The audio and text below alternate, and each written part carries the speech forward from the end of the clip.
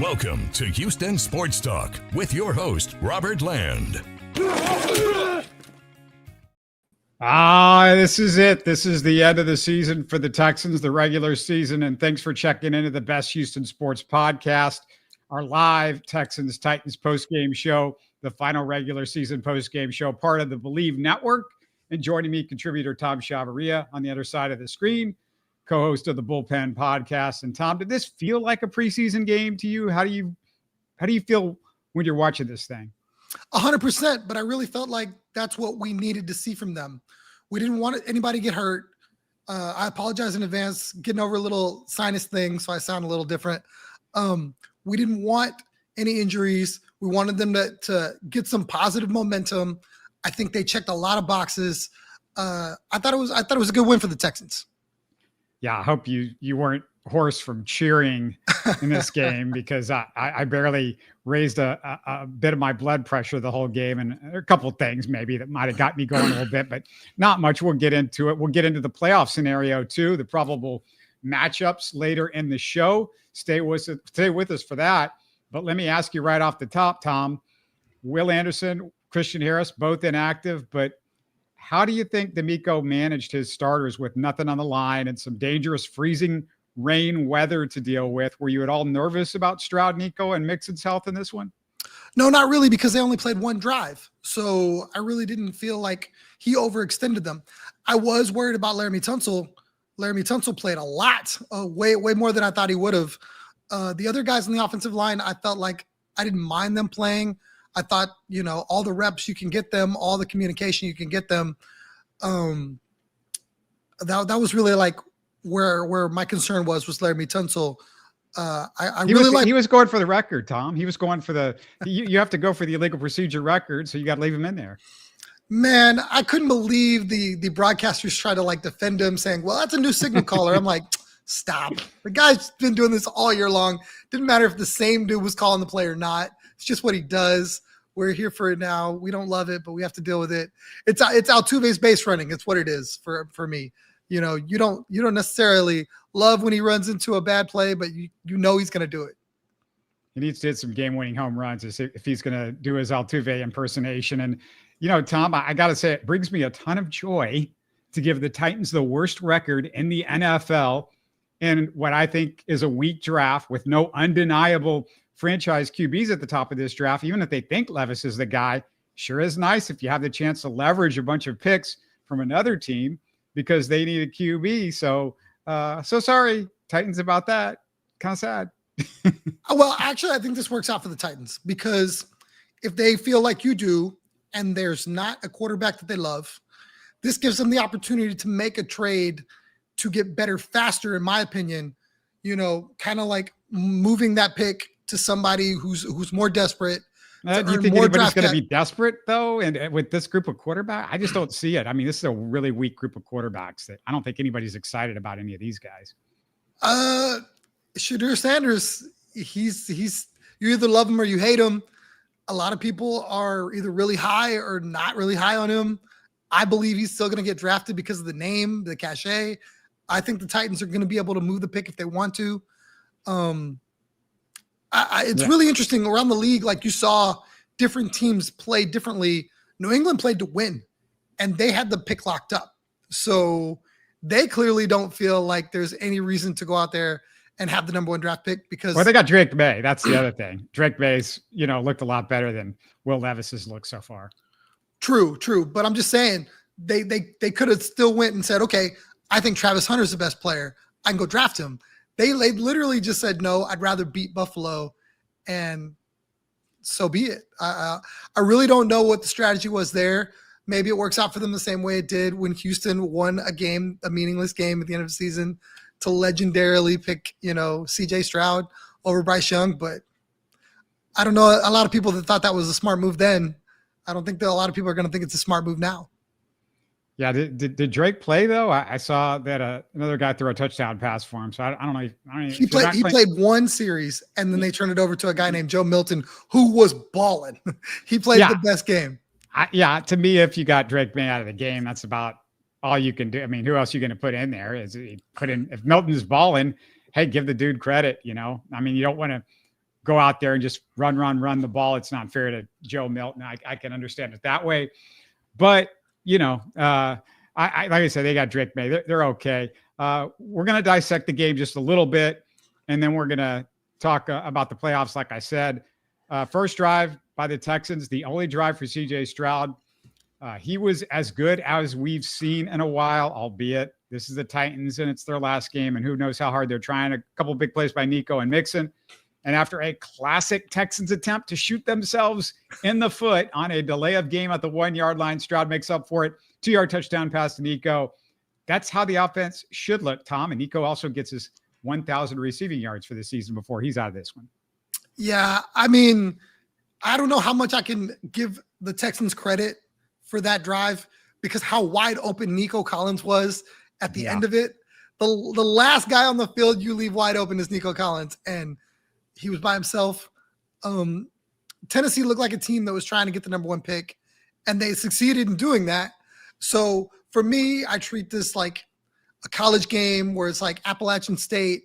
They needed to run the score up. I wish they would have did better. I really like what Davis Mills showed, but as far as the first drive goes, business as usual. Lean on Joe Mixon, lean on Nico Collins. Good things will happen. Yeah, David Garza, we're going to get to your question about the Texans and are they going to be able to win in the playoffs. But Stroud actually 6 for 6, 50 yards, touchdown. At least he's going in with a little bit of a positive, it kind of looked like a practice, but, it was something. And after a Texans defensive 3-and-out, Davis Mills takes over. Tunsil, we talked about it. He says to Mills, have you seen my false starts, baby? Let me show you how I can do this as a specialty for every quarterback that's in there. Doesn't just pick up one. He gets a couple of them. The second one helps shut down that possession. And after Kalen Bullock nearly gets his 6th interception, really an incredible play by Bullock that unfortunately just bobbled a little bit at the end. But the Texans get the ball back right after that. First play from scrimmage. And Tom, how about Dameon Pierce busting off 92-yard touchdown? How about that? Loved it. It was a really simple one cut and go. I think that's what you have to do for Dameon Pierce. Make this an easy, simple running scheme, not give him a bunch of holes or lanes to try to choose from. And, he's proven that he's not afraid of contact, one, and can run away from some guys too. Dameon Pierce needs to see the ball just 1 or 2 more times a game just to keep Joe Mixon fresh, in my opinion. And how about Joe Mixon being the first guy to meet him? So happy. Joe Mixon has made this team so much better. What he's done off the field, away from the ball, ultimate leader. I know people had issues when he came to the team with, his history and his past and stuff like that. But Joe Mixon has been such a freaking stud this year, both with the rock in his hands and without. So proud of him. Yeah, you beat me to it. It was like the first thing in my note. Next thing I had to say was the Mixon's reaction to all that. And we got to mention Pierce, more yardage in this game than he had for the whole season combined. And we'll get to more Dameon Pierce as we go along. But Fairbairn all of a sudden can't kick extra points. What's going on with that? Misses his second one in 3 weeks. He's gone from a Pro Bowl candidate early in the season to a concern moving forward, I guess. And after a big Titans kickoff return, Derek Barnett, anything but a concern, who got the start ahead of Will Anderson, sacks Will Levis. And I'm going to pause here, Tom, just to give Barnett some more flowers. He started the game with a TFL, then had that fun touchdown later in the game. We'll get to more of that, but he is easily, in my opinion, the best backup defensive end the Texans franchise has ever had. I mean, I really liked what Jerry Hughes did last year. I thought he was really good, but Derek Barnett this year has blown him away. I mean, how fortunate are the Texans? Great job by Nick Cassero to identify him and get him on this club, because I don't know what's going to happen with Will Anderson or Danielle Hunter, but if something was an injury to take them off the field, you got to feel like Derek Barnett can fill those shoes. Yeah, I neglected to mention also with that early touchdown by the Texans, it was the 6th time this year that they had a touchdown on their first drive. Although, except for the Lions, most of the teams that they've done this against, including the Titans twice and the Cowboys and the Patriots, are really bad teams that they've done it against. But, it's at least something you keep in the in the idea box, I guess, for next week in the playoff game. After 3 quick punts, Davis Mills hits Robert Woods for what should have put the Texans inside the 30. But Daryl Worley punches the ball out of Woods' hands. Titans recover. Pretty much a preseason game at this point. 2 backup quarterbacks and a lot of reserves are all of a sudden in the game. The Titans drive into Texans territory, and on 4th and short, they kick a field goal. And you wonder, Tom, if the Titans front office made one of those calls down to the field and said, hey, can we just kick a field goal? We actually want to keep this number 1 overall pick this year. I don't know. I was really impressed with Davis Mills. I thought it was awesome that the broadcast said that Davis Mills looked better than both of the quarterbacks Tennessee had. I really liked how quick and decisive he was with the football. I thought Davis Mills made plays that you need from a quarterback to keep drives going. He hit the we're going to get into more plays. I guess I should hold off on that. But the play that stepped up into the pocket to hit Robert Woods, it was really like all Davis Mills. And for the weather being cruddy and, to start be basically a starter, de facto starter in a meaningless game, I thought Davis Mills played really well. No question. And, they get the 2-minute drive going. Titans pass interference, of course, helps them out on the Hutchinson play, puts the Texans at the 15. Mills misses the touchdown throw to Deontay Johnson, really his only bad throw of the game. You would have loved to have gotten Deontay a little TD to get his Texans career going. After a tackle for loss on 3rd and short, Fairbairn makes it 16-3 at the half. Outside of the missed throw to Deontay, you said it, Tom. Davis Mills looked very comfortable in the pocket. I thought he did a good job going through progressions. I think there was a sack early in the game with Blake Fisher's guy beating him. But I would say that was a little bit on Davis. He should have stepped up instead of sort of stepping in or out, I guess, on that one.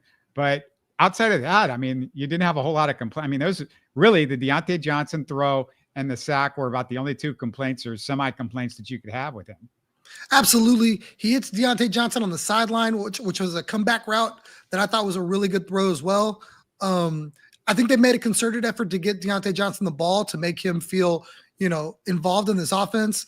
And Davis could have just been like, look, I'm going to go to the open guy. I thought he used Dalton Schultz a lot, which was really smart. He was really, really getting the ball out quick, which if I'm CJ, I got to be taking notes because we've seen time and time again where CJ's held onto the ball just a little bit too long, where the guy is there in front of you to take the 5 or 6 yards and leave yourself a manageable play. I thought Davis did a really good job. This is not to say that Davis Mills is better than CJ Stroud. Just the things that he was doing were simple, smart things that I feel like that good quarterbacks do.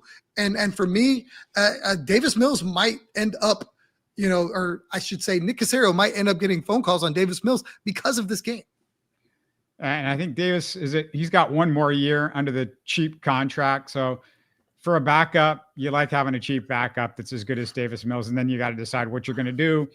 You wonder if anybody's going to come after him after next year. So that's a big question for the Texans. How much is he going to be worth as a backup compared to how other teams are going to look at him? And before we go on, I just want to quick reminder for everybody. If you enjoy Houston Sports Talk, tell your friends about us, share our links on social media. If there's a Texans angle you want us to discuss, let us know in the YouTube comments, whether you're watching live or watching the replay, and support us. Give us a quick thumbs up. It helps the old algorithm. And of course, if you haven't done so, subscribe on YouTube and listen on the go with your favorite podcast. Also later in the show, by the way, gonna give you a little tease. We've got a couple of really good, fun guests if you're a Rockets fan coming up. So we'll talk about that a little bit later. Back to the action. Titans drive into the red zone, 3rd quarter, but a Mario Edwards sack forces a field goal instead of them getting 7. So next Texans possession, Mills puts together a drive. On 4th and goal inside the 1, Mills slips on play action, overthrows Hutch in the end zone. Just some bad luck. We talked about the rain and the freezing weather, but the big thing, Tom, the Texans avoid disaster twice late in this drive. First, Mechie taking that helmet-to-helmet hit, but looked like he came out okay, tested okay with the concussion protocol in the blue tent. Then Mills takes that huge, almost Rosenkopter collision at the goal line, survives it so CJ doesn't have to come back in the game, which is the last thing you would have wanted to see in this one. Absolutely. first the Mechie throw, I thought it was a good throw. I thought, the safety corner defensive back just, was trying to make a play. Bang, bang. We've seen it on both sides this year with the Texans. The Sajin Copter-esque Davis Mills play. I love the effort. I mean, that's a guy going, I need to get my team 6 and was willing to put his body on the line. However, I need that guy to stay healthy. I need one of them coaches to pull him aside and go, look, I appreciate the dog in you for trying to make this play, but just get down. You get to the 1, you get to the 2. We got big guys for that. So luckily he came out of that okay. Luckily, Mechie came out of that okay. Health for me was going to be the huge thing from this game, and I feel like for the most part, the Texans came out of it pretty healthy. Hey, it's safe to slide because Aziz is playing on the other side. I'm kidding about Aziz. Come on, guys. Hey, you guys out there watching us live, get in the comments. What I want to know from you guys, Brandon, James, David, anybody else out there that's listening, who would you want to see? Do you want to see the Chargers or the Steelers? Because we're about to talk about that in just a second. But let's finish it off and circle back to Derek Barnett and that fumble return for a touchdown. Loved watching him let Mason Kinsey piggyback him on those last few yards. That's his 2nd touchdown of the season. He's 5th on the Texans in touchdown. I repeat, 5th on the Texans in touchdowns. And Tom, I knew J.J. Watt was going to love this. First of all, this is very J.J. Watt-like stuff right there. I mean, the whole play and him carrying guys and return it for a touchdown. But number 2, you got to love how the CBS production guys just let JJ take the replay, rub salt in the wound of the petty and idiotic Amy Adams-Strunk. That was great. I loved it because, he was Johnny on the spot. He was ready to go with that play. Like the replay or the booth to New York was like maybe 5 minutes later. Like it was very fast. So for him to generate that whole, Houston Oiler, Houston Texan back and forth thing, I thought was great. I saw people come for him on Twitter. Didn't matter. He was like, look, it is what it is. The Texans are 2-0 against those uniforms. So maybe, it has something to do with the uniforms. I don't blame him for taking that shot. Love JJ. I really hope that whatever the playoff gods send us for a matchup, JJ's calling the game. That's my wish for the game. But yeah, absolutely love that the Texans were able to kind of like pour salt in that wound because the Titans wore this jersey for no other reason than to do that. It was 2 days ago, the 32nd anniversary of the 35-3 game, Tom. That was just the anniversary was just a couple of days ago when the Oilers blew that lead, which, I just, it's so funny to me, this whole situation. And, I said on X, I said, Amy Strunk's the girl who cheated on her husband, abused him in the relationship, left, took all his money, but tells her kids and all her friends he was the problem. Look, Amy, your dad was an ass and he treated his employees and this city, Houston, Texas, like garbage over 3 decades worth of that kind of stuff. You left us, Amy. You are an idiot. Let me repeat, Amy, you are a clown. And every time you wear those uniforms, all you do is embarrass yourself and you embarrass Nashville. That's all I got to say. Nice. Yeah, just not much else to talk about the rest of the game. I'll say just the fact that the Texans, looked like they came out of this relatively unscathed was good. Texans MVP for this one. Who do you got, Tom? Is it Dameon Pierce, 19 carries, 176 yards and a touchdown? Or is it Derek Barnett? I mean, Derek Barnett sure made a run there at the end of the game and had a couple of great plays. I love Dameon Pierce. I'm probably, up there. I'm probably not the head of the fan club, but I'm top 5. And I got to go with Derek Barnett. I love the touchdown. He was a menace the entire game. He was in the backfield a ton. I really, really love that they were able to do what they were on defense. Obviously, Dameon Pierce breaking off that huge run to kind of like set the tone. It was very critical. I mean, you could make them co-MVPs if you want to do that. For me, I'm just going to pick the defensive guy. The dude that I think that not a lot of people would have had on their, he made a play for the Texans board today, Derek Barnett. You probably could have got Dameon Pierce on a kick return or rush. I mean, I think people thought that, he was going to see the rock a little bit. I don't think Derek Barnett forcing a fumble and running it back for 6 was anybody's bingo card. Yeah, I would have easily given it to Derek Barnett, but I have to say that I'll make it a co-MVP just because it wasn't just that Pierce had the 92 yards. I thought his effort and extra effort on some of those other plays was fantastic. And he was running hard and not running like he was just taking this game for granted. It meant nothing. He ran like it meant something. That was great to see. For those watching live, we do not know yet if it's the Chargers or Steelers coming into Houston next weekend. We're assuming, I guess, that maybe the Chargers are going to take care of business against the Raiders, but that's a division opponent. So you can laugh at whatever we're saying right now, depending on what the result is. James says Steelers, that's who he wants to see, but not too worried about the Chargers. Still feels like a beatable matchup. I mean, it's the NFL, and these are obviously not juggernauts. They're 5, 6, 7 seed for a reason. Who do you prefer, Tom? Is it the Steelers? Are they the most winnable game in your mind? I think anytime you got a team that's coming off of 4 losses in a row and they got to travel on the road to your building, that for me, that's the team you want to play. I think the Chargers are the other way around. I think they've been rather hot. And, you've got I think the better quarterback with the Chargers. Justin Herbert's played some really good football. They've got a good young wide receiver in Ladd McConkey.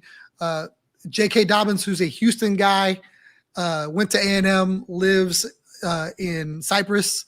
So I don't know that I want him coming into this building and showing out in front of friends and family.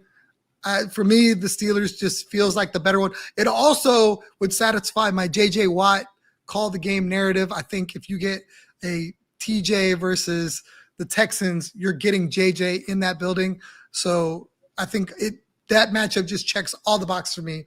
The Steelers or the Chargers game, I agree with James. I think they could win either game. I don't think I look at the Chargers and think they can't be beat.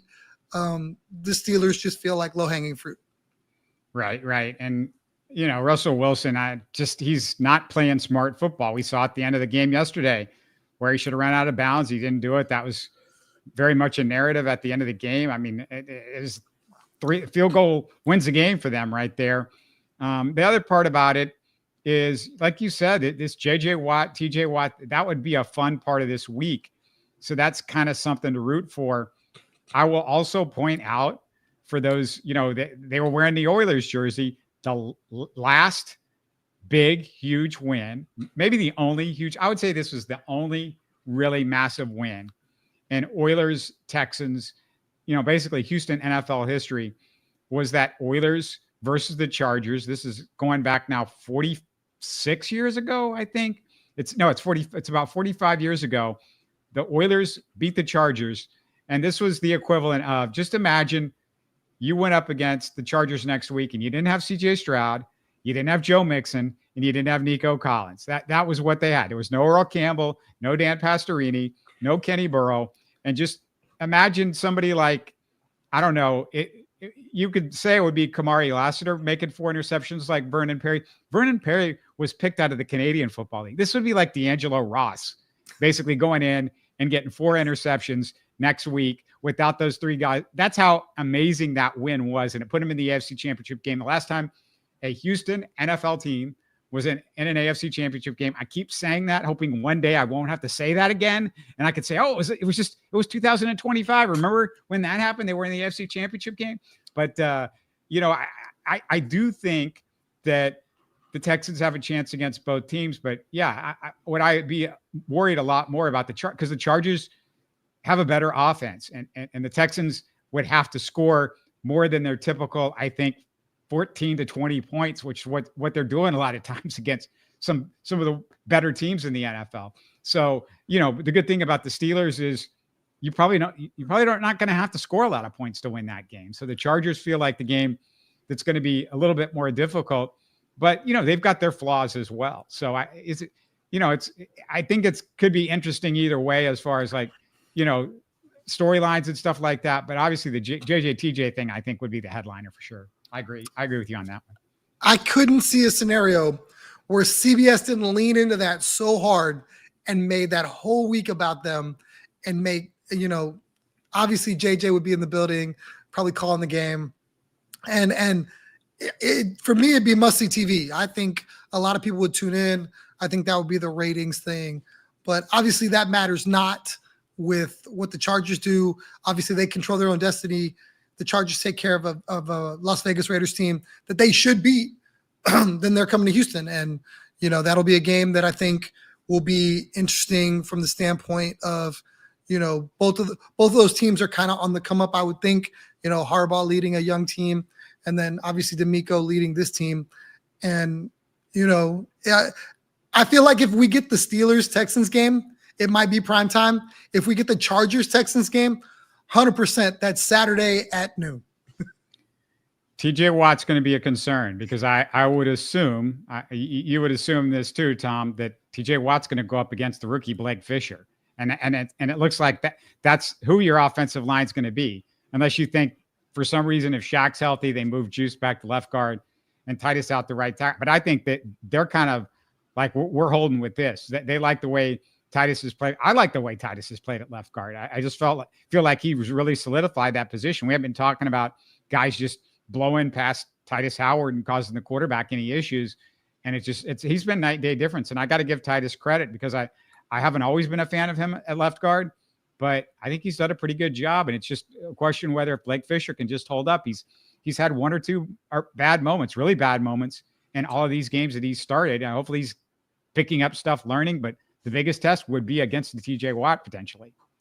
I don't know that DeMeco is going to leave that up to a rookie to face TJ Watt. I would imagine that they've held Shaq out and they've done what they've done with the line to potentially move Titus back to right tackle.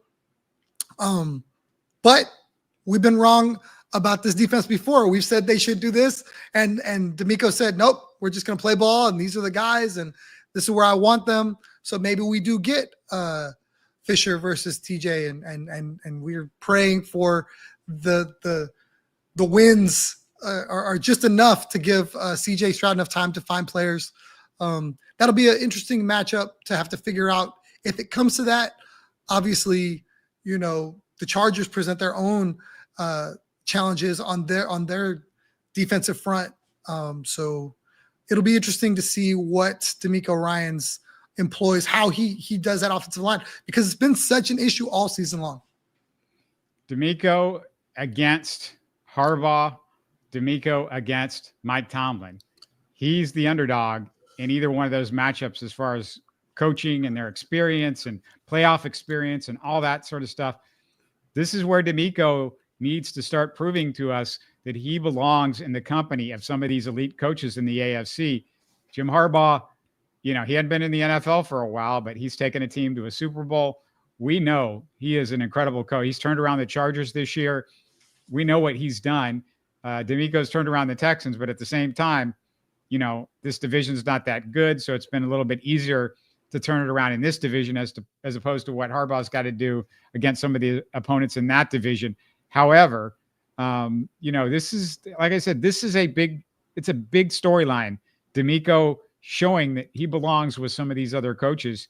And, last year they played against Stefanski. They played against a quarterback that was not in the class of the way CJ Stroud was quarterbacking last year. It's a lot more even going into this game. Not to say that Stroud shouldn't be the favorite going up against Russell Wilson at home. You should be the favorite, but I don't know. I don't know how Vegas is going to look at this game. I imagine it's a field goal. I imagine regardless of who they get, the Texans will be favored by a field goal, which makes it basically a pick'em game. I think that's home field advantage is what they kind of leverage it. I don't know that and we'll dive into this after the game or whatever, however the case may go. I don't know that I'm ready to go DeMeco Ryans isn't this coach after 2 seasons. If one of those very seasoned coaches that you just got done talking about finds a way to get it done in a close fashion. Now, if they get ran out of the building, then absolutely. Then the conversation should be, well, DeMeco, we love you, but I really don't know that I'm ready to go. He should be measured year 2 with these guys that are year 20, 25, 30, that kind of thing. I don't know if that's fair. Again, if anybody else has got a comment on the Chargers Steelers, I'll look for those in the next couple of minutes. But anything else that you're thinking about leading up to this game? It looks like Texans are relatively healthy outside of the guys that we know are not going to play. Obviously, no Tank Dell, Stephon Diggs. So the receiving core a little bit low. Hopefully, hey, we saw some ability there from Deontay Johnson. It's hard to say what we could see from Deontay because, we didn't see as much with CJ Stroud as we did with Davis Mills. But Deontay was getting open. That was good. Mechie, he made a couple plays in this game. Also, there's that play where he took the hit, and he was okay. He was all right in this game. Hutch was okay. I mean, nothing major one way or the other. But what else are you looking for as we lead into this? I mean, no Petrie, no Jimmy Ward on defense. So that's the other big factors. For me, it's got to be Dalton Schultz. I saw Davis Mills make a concerted effort to use Dalton Schultz in the middle of the football field, and I really feel like CJ's got to get back to that. I think that Deontay Johnson and him, if you listen to the broadcast, they talked about they're working together more after practice. They're texting about formations and playbook and stuff like that, and I think that's great. I think Deontay Johnson's absolute X factor. If he's able to produce anything at all, this offense is going to be that much more potent because it's going to free up Nico to do what Nico does, because you have to pay attention to Deontay Johnson. Love how the broadcast pointed out, look, this was 100-catch guy for the Steelers. He does have talent. It's not that he's just some guy they're hoping to throw up against the wall and make it stick. I just think that they have to really make him feel comfortable in this system and find ways to take advantage of his skills. We saw it today. He got open the 2 or 3 times that Mills was supposed to go his way. If the ball's on point, I think we're talking about a touchdown that he catches, and then you're looking at it differently, like, wait. Maybe Deontay can be Robin to Nico's Batman. Worried a little bit about the Texans' run defense the last few weeks. It just doesn't seem like the Texans' run defense that we were seeing earlier in the year. I think Ward and Petrie not being around hurt, but now you should have all your linebackers. I would assume Christian Harris is going to be okay for next week. I assume there's just precautionary that he was out. So you're going to have all 3 linebackers, which I believe is the first time this year that you have Toa, Christian Harris, and Aziz all available same game. So maybe that'll help the run game a little bit. If the run game can be solid, I love the cornerbacks. It's just a matter of, if those safeties don't get beat bad. Okudah, who didn't play in this when he was one of the guys that was out, I assume they just held him out for safety. But Okudah, it's a little bit of a concern, but it's not like the Chargers or the Steelers have like 3,000 weapons to throw at you. So hopefully you put Lassiter on one of their better guys, you put Stingley on their best guy, and you can shut those teams down for the most part. Just not allow those. I just get concerned about those big plays that we've seen this year. But, the Texans have played better defense at home for the most part, with the exception of the Ravens game, the last game, and obviously that Titans game a few weeks ago.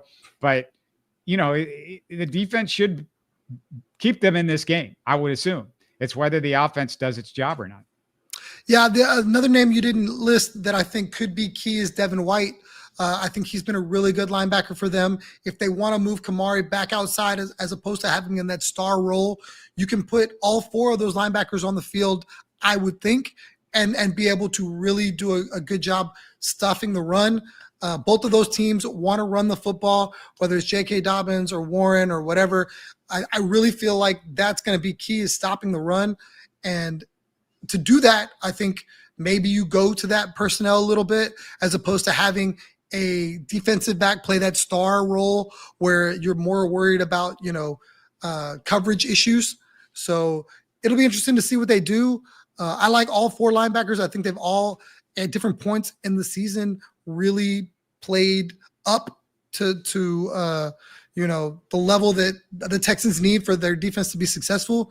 And to go into this playoff game with all 4 healthy linebackers is something I think that's going to be huge. Yeah, Neville Hewitt too has been fine, but I want to see the 3 main guys out there, and you're not playing. If guys are healthy, those should be the only guys that you see out there, I would hope. So you at least have that going into next week as far as health goes. And defensive line fairly healthy. Mario Edwards looked good today.